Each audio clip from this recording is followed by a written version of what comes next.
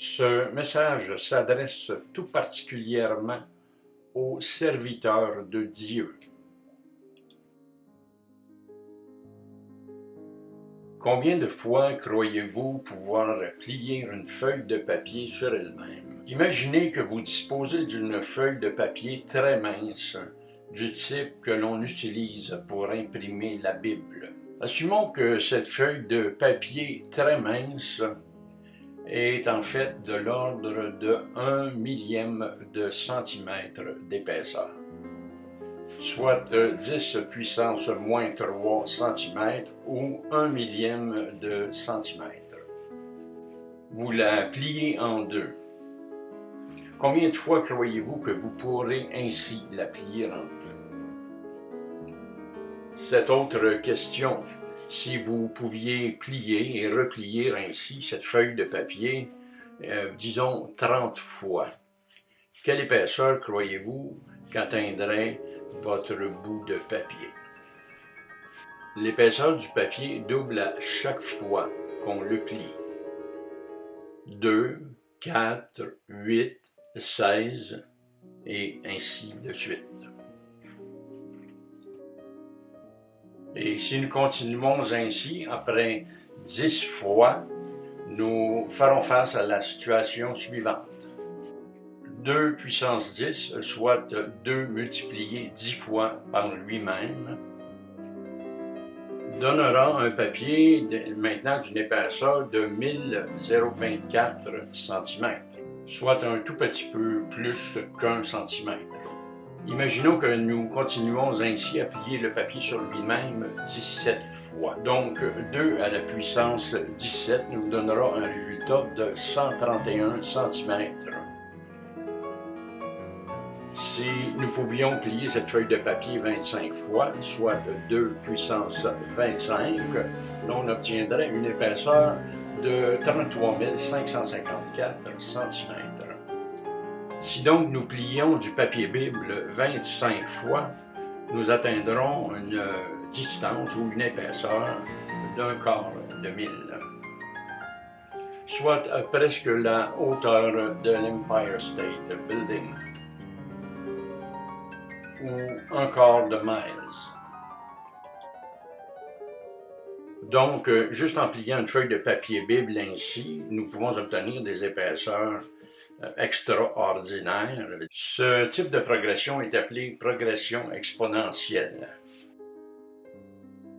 25 fois, presque un quart de mille.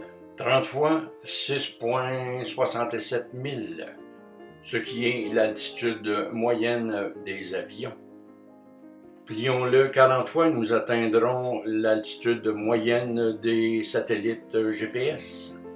48 fois, et l'on dépassera largement le million de milles. Maintenant, si nous considérons que la distance entre la Terre et la Lune est d'un peu moins de 250 000 miles, en commençant avec une feuille de papier Bible assez grande pour la plier 45 fois, nous atteindrons la Lune. Et une seule fois de plus pour parcourir la même distance. Quand les chrétiens fêtent la Pentecôte, ils lisent immanquablement le texte fameux de la descente du Saint-Esprit sur les apôtres, sous la forme de langues de feu. Ils suivront aussi les apôtres qui sortent de la maison où ils se terraient pour se mettre à parler à tous les gens rassemblés à Jérusalem pour cette grande fête juive. Actes des apôtres 2, 1 à 11. Mais très peu auront la curiosité de compter le nombre des peuples énumérés dans ce récit. Parthes, Médès, Élamites, habitants de Mésopotamie, de Judée, de Cappadoce, du Pont, d'Asie, de Phrygie, de Pamphylie, d'Égypte, et cette partie de la Libye qui est proche de Cyrène, Romains en résidence, Juifs, prosélytes, Crétois et Arabes. C'est le miracle dit de la glossalie qu'on a assimilé à l'Anti-Babel, la ville dont Dieu brouilla les langues des habitants afin qu'ils ne puissent pas construire une tour montant jusqu'au ciel. Genèse 11, 1, 9. Ces peuples, dont les ressortissants entendent dans leur propre langue, ce que disent les apôtres sont au nombre de 17. Ailleurs, dans l'évangile de Jean, qui est le seul à montrer Jésus qui souffle sur les apôtres en disant « Recevez l'Esprit Saint », Jean 20, 22. Simon-Pierre monta dans la barque et tira à terre le filet plein de 153 grands poissons, et quoiqu'il y en eût tant, le filet ne se rompit point. Jean 21, 11.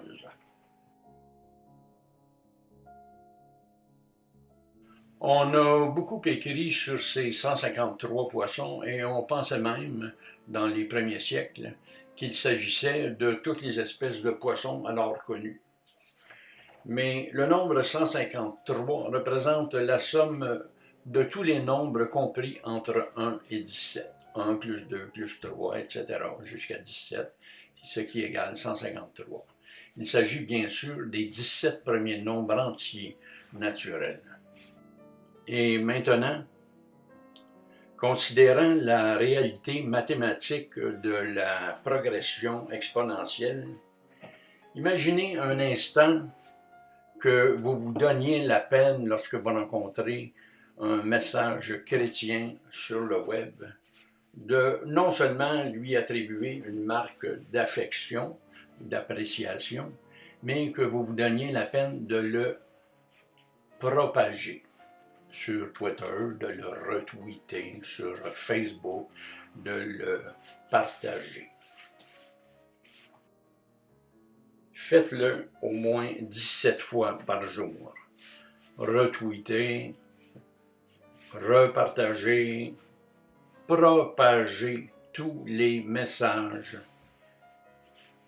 de l'Évangile sur le web.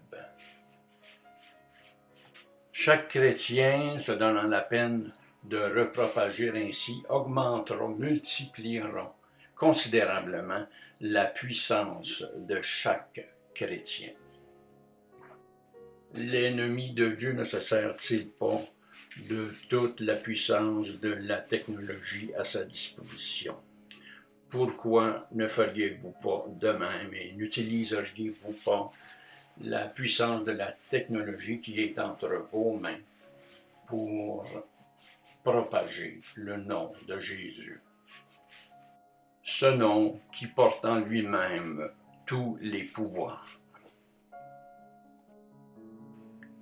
Juste en termes de promotion de la pornographie web, des milliards de courriels sont envoyés chaque jour. Il importe que tous les chrétiens utilisent ce moyen qui est à la portée de tous et facile et repropagent le message chrétien.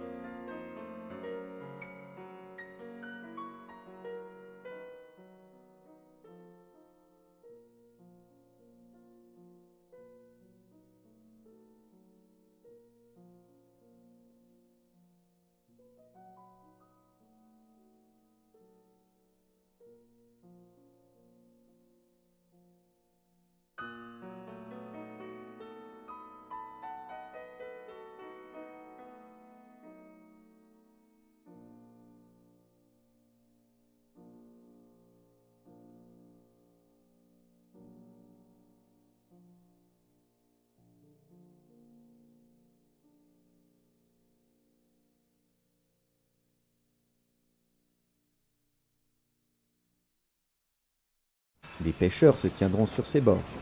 Depuis En-Gedi jusqu'à En-Eglaïm, on étendra les filets. Il y aura des poissons de diverses espèces, comme les poissons de la grande mer, et ils seront très nombreux. Ces marais et ces fosses ne seront point assainis, ils seront abandonnés au sel. Sur le torrent, sur ses bords de chaque côté, croîtront toutes sortes d'arbres fruitiers. Leur feuillage ne se flétrira point, et leurs fruits n'auront point de fin. Ils mûriront tous les mois, parce que les eaux sortiront du sanctuaire. Leurs fruits serviront de nourriture et leurs feuilles de remède. Ainsi parle le Seigneur, l'Éternel. Voici les limites du pays que vous distribuerez en héritage aux 12 tribus d'Israël. Joseph aura 2 parts. Vous en aurez la possession l'un comme l'autre, car j'ai juré, la main levée, de le donner à vos pères. Ce pays vous tombera donc en partage. Voici les limites du pays. Du côté septentrional, depuis la Grande Mer, le chemin de Hethlon jusqu'à Tsedad, Hamath, Bérota, Sibraïm, entre la frontière de Damas et la frontière de Hamath, Hatzer Hatikon, vers la frontière de Havran.